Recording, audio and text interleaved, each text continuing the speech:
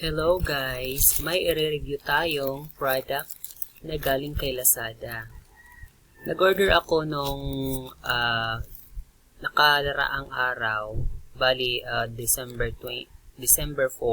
Yan. Tapos dumating siya ng ngayon, December 5. So, tingnan natin guys yung product nila.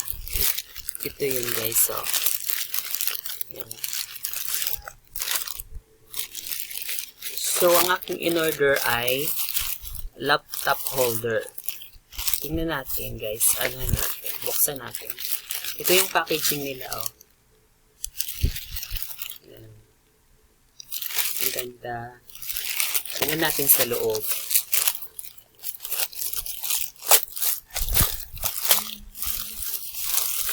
Yes, ito guys. Ito yung nasa loob niya.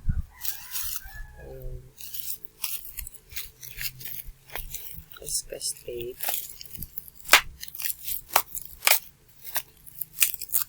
Ayan. Buksan natin.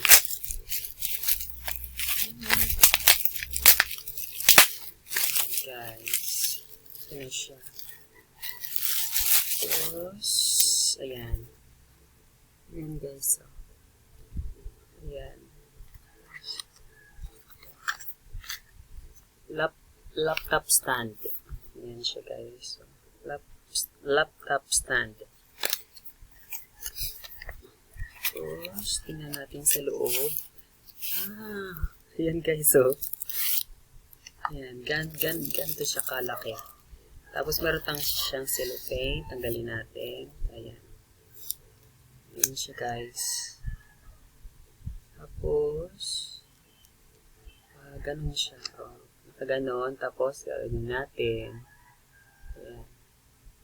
Tapos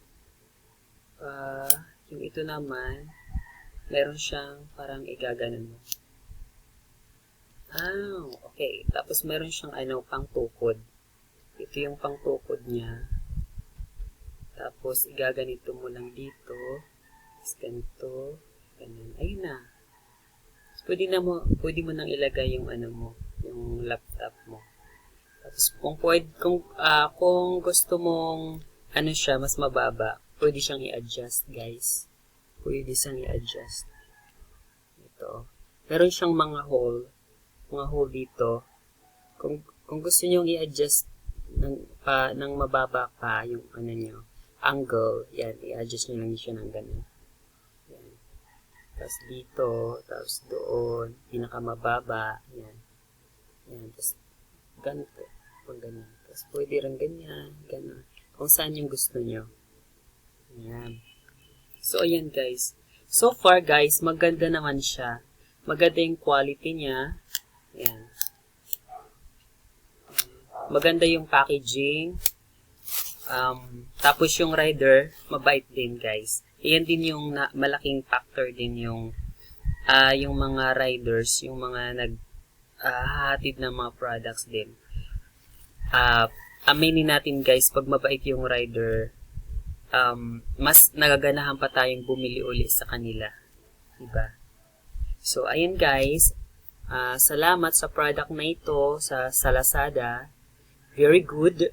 Ayan. Good quality, good packaging, and mabilis lang siya guys, na-deliver. Yan. So, ayun guys, i-ano ko lang ang link nito sa baba. Tapos, pwede nyo lang din to i-click. Tapos, mapupunta na kayo doon sa nito. Sa store.